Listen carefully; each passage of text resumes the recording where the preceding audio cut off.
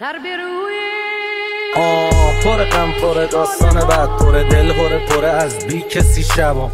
قشنگ نبود هیچ کسی برام، ولی کاری کردی من بی کسی درام.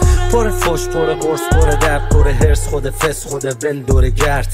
من پر از نفرت بودم تا چشات قلبم و دم دوره کردم.